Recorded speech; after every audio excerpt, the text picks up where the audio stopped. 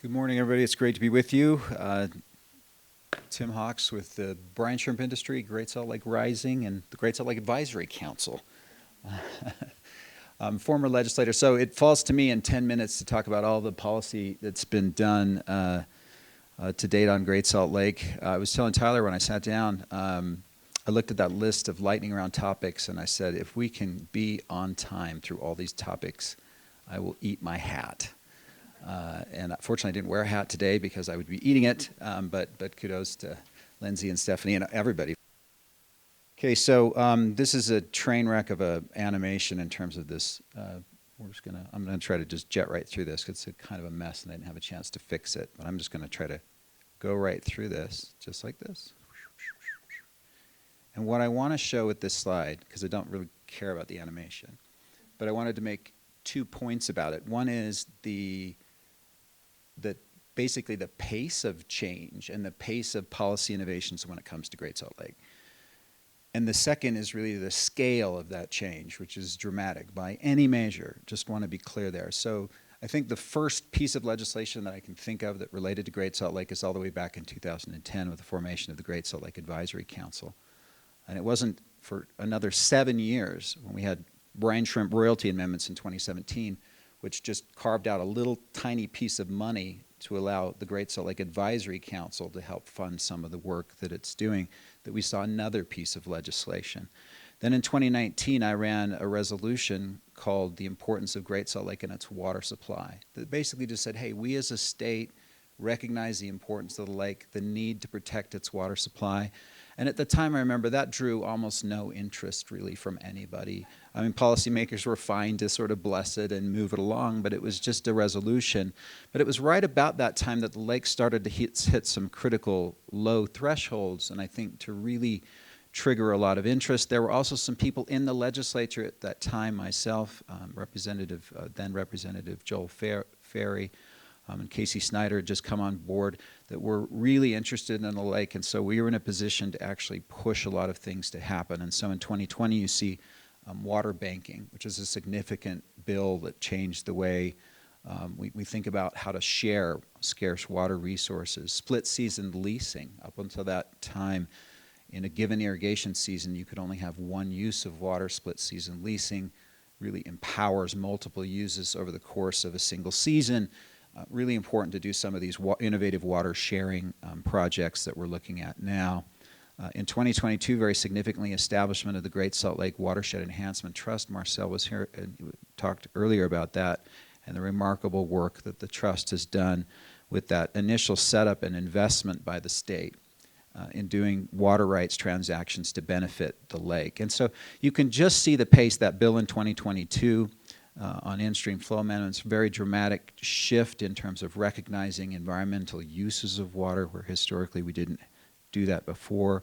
2023, the Great Salt Lake Commissioner's Office, limits on mineral extraction, innovations in water pricing and how municipalities charge for water, and then really most recently we've seen a couple of dramatic bills, or really critical bills, I think, that are going to encourage water sharing in the agricultural context, dedicated water, and establishment of a new program to facilitate on a really prioritized basis these sort of water sharing in the agricultural context.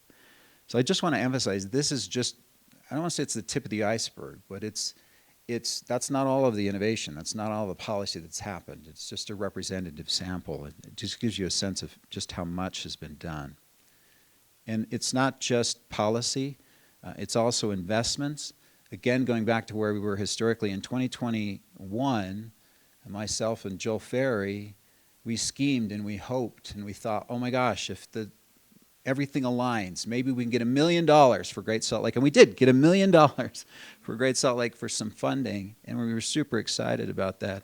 But as you look down and you see the scale of investments that have been made by the federal and state government, it's really dramatic.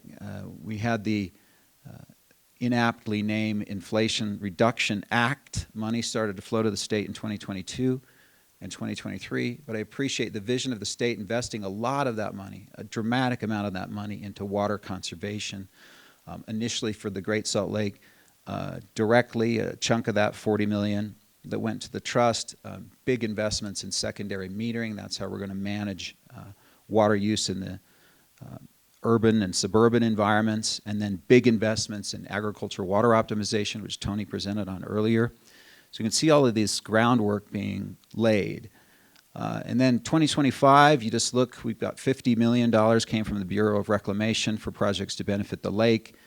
We have some private commitments stepping up in a big way. Great Salt Lake Rising and Ducks Unlimited both saying they're going to raise $100 million to benefit the lake. And then 2026, we've got the amazing President Trump's tweet, which was followed up with the commitment of $1 billion for Great Salt Lake. And then we started to see little pieces of that, a settlement dealing with the Bear River Migratory Bird Refuge that's led to another $60 million that's going to come and help fund projects on the ground to benefit the lake. The state legislature stepped up big to purchase the assets of US Magnesium earlier this year for $30 million, along with a very substantial water rights portfolio, massive for the lake.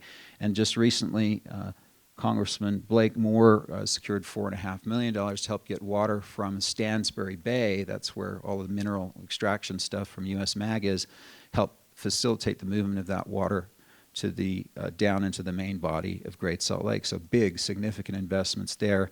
I don't want to spend too much time on it, but just note that that's been paired with important executive actions from the governor's office, closing with some exceptions Great Salt Lake Basin to new appropriations, prompting dramatic action on the causeway breach that has really helped keep salinity in such good levels to help keep the ecology of Gilbert Bay healthy.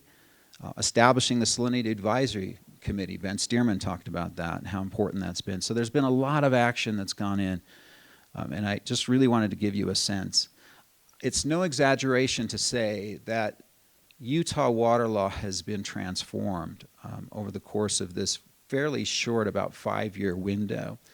And we've moved from a period where any drop of water that moved to the lake was considered wasted to a legal regime that recognizes those environmental uses as beneficial uses within a system of water rights, so in a way that respects that existing system of water rights. And we've adapted this framework to empower split-season leasing, water banking, environmental uses, agricultural transfers, and that's opened up a whole bunch of opportunities to manage the way the lake works for salinity, to protect the ecosystem. We put in place a bunch of emergency levers, so as lake levels decline, more and more emergency levels get pulled to make sure that if we're in decline that we can bottom out and we can start to reverse that. The US Magnesium water rights, like I said, massively successful and important. Watershed Enhancement Trust continues to build on its successes and do the kind of innovative projects that you saw described earlier.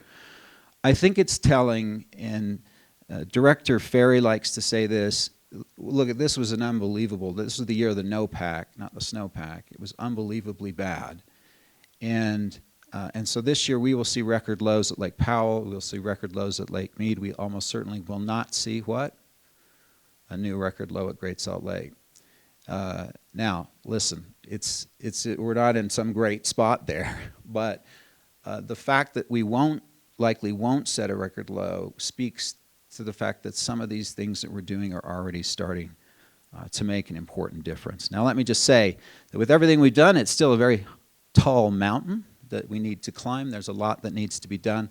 But I will say that by and large, when you talk about tools, the analogy I've been using is if we're climbing Mount Everest and it's never been climbed before, we've built a really amazing base camp. We have the gear and the tools in place, and in many cases, a lot of the resources in place to make it happen. But what we haven't done is climb that mountain. And so what's left is to climb the mountain, to use these tools, to use these resources to get there. And that's going to fall less to the legislature than to all of the people that are here in this room. To ask yourself individually, what can you do to benefit the lake? Because it's going to take all of us collectively to make this happen, not the policymakers up on Capitol Hill. Each of us individually looking to what we can do in our lives and the businesses we frequent in our own homes, how we use water. That's what's going to make the difference, and that's what it's going to take to pull off this amazing rescue. And with that, thanks. We'll talk to you at lunch if you have any questions.